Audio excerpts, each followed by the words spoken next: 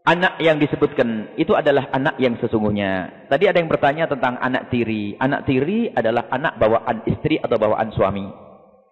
Baik, anak tiri jangan salah paham. Di Indonesia itu memang kadang-kadang menerjemahnya susah. Jadi anak seayah itu katanya anak tiri. Misalnya ada seorang laki-laki, Anda punya bapak. Anda punya bapak. Kemudian bapak Anda menikah lagi dengan seorang perempuan. Lalu bapak Anda dengan perempuan tersebut punya anak. Maka anak tersebut dengan Anda apa? Saudara? Kalau orang Indonesia bilang saudara tiri, kacau itu. Bukan, itu saudara seayah, bukan saudara tiri.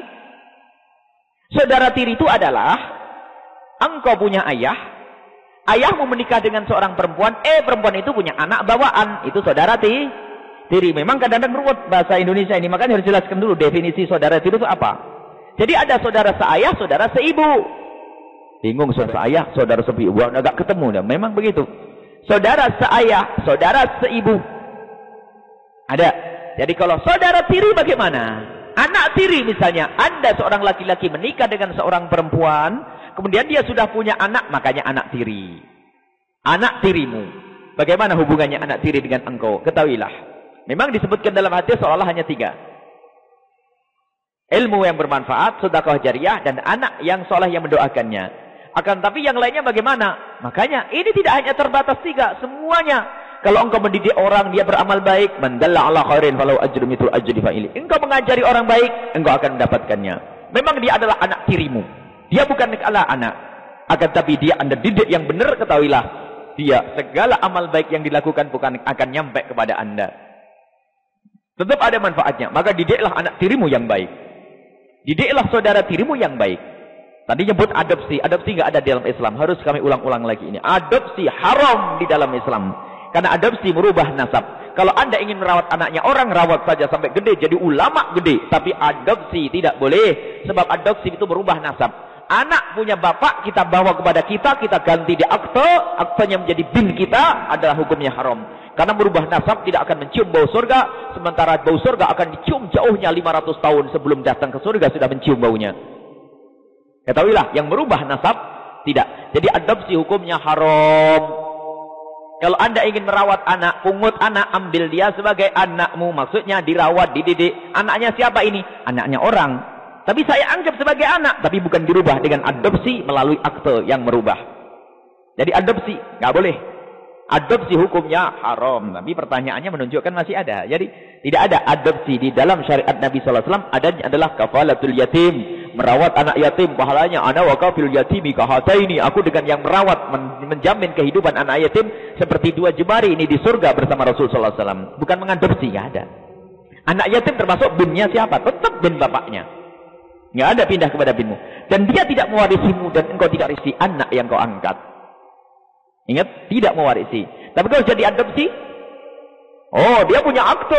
Aktenya bin ini, dia bisa menuntut ke mahkamah. Akhirnya mendapat bagian. Hukumnya haram. Akan merampas hak anakmu sendiri. Masya Allah, hati-hati.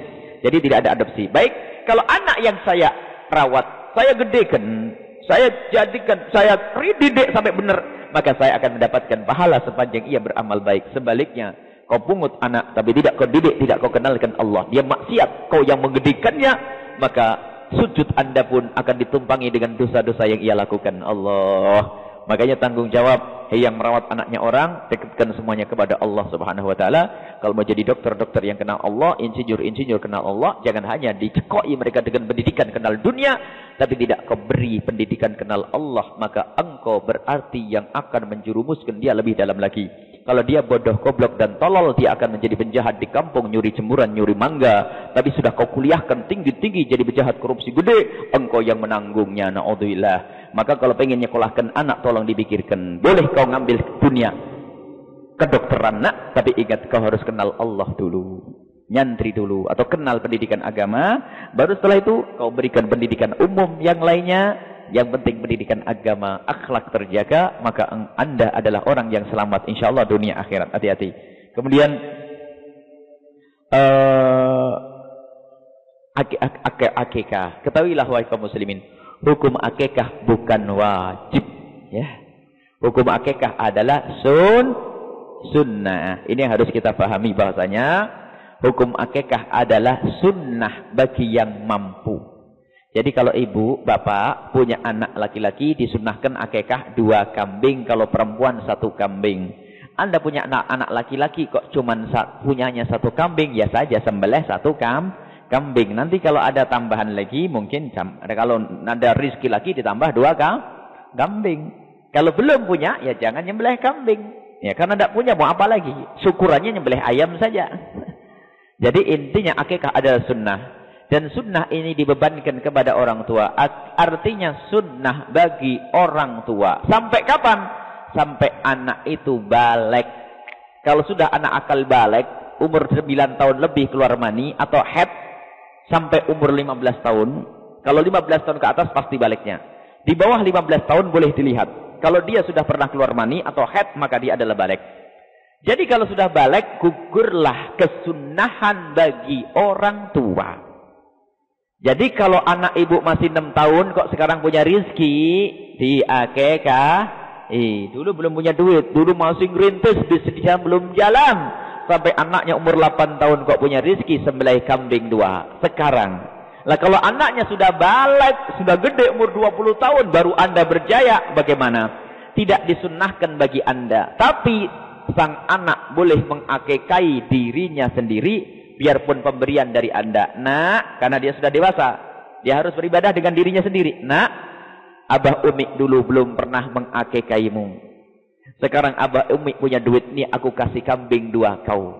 Atau niatkan ini ada kambing 2, niatkan engkau akan akikah untuk dirimu sendiri, maka itu boleh setelah anak itu dewasa. Tapi kesunahan sudah tidak dibebankan kepada orang tua, tapi sunnah untuk dirinya sendiri. Baik, itu adalah masalah akikah.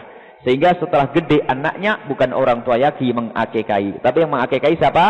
Dirinya sendiri. Orang tua boleh memberi. Baik, itu adalah masalah akikah.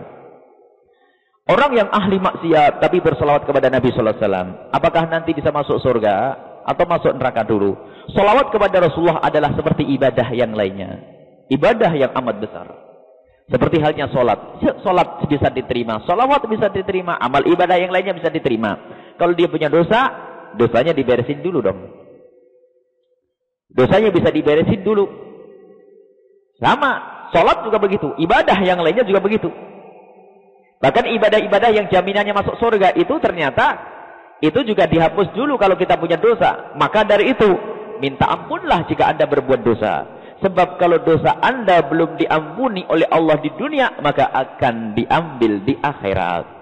Tapi kalau Anda punya dosa di dunia, Anda minta ampun kepada Allah tanpa henti, lalu Allah mengampuni, Allah tidak akan menyiksa Anda di akhirat. Jadi ada pengampunan dari Allah itu di dunia. Ada pengampunan dari Allah di akhirat. Kalau pengampunan di dunia bisa saja Allah mengampuni karena banyaknya istighfar Anda. Anda melakukan kesalahan, Anda istighfar. Diampuni oleh Allah, maka di akhirat Anda meninggal tidak diseksa lagi. Tapi kalau Anda belum minta ampun dan Allah belum mengampuni, maka nanti dituntut di akhirat. Jadi ahli salawat bisa masuk neraka kalau dia punya kemaksiatan yang lainnya. Akan tapi kita perlu bersalawat yang sesungguhnya, salawat yang sambung kepada Nabi. Orang yang banyak salawat umumnya adalah seharusnya adalah orang yang anti maksiat. Kalaupun bermaksiat, dia selalu segera minta ampun kepada Allah, karena kita manusia biasa melakukan kesalahan. Sebaik-baik orang yang bersalah adalah segera kembali kepada Allah. Jadi jangan sampai ada, wah kalau sudah baca salawat dijamin masuk surga. Waduh, enak bener nih. Miftahul jannah la ilaha illallah, siapapun yang berla ilallah masuk surga, enggak mau salat. Enggak ada. Saya mau, pokoknya yang penting aku la ilaha illallah masuk surga. Zina, mabuk, dia seksa dulu dengan zinanya.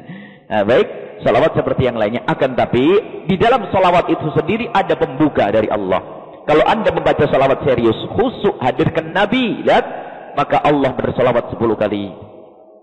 Man shalla alayya marratan sallallahu alaihi biha asyra.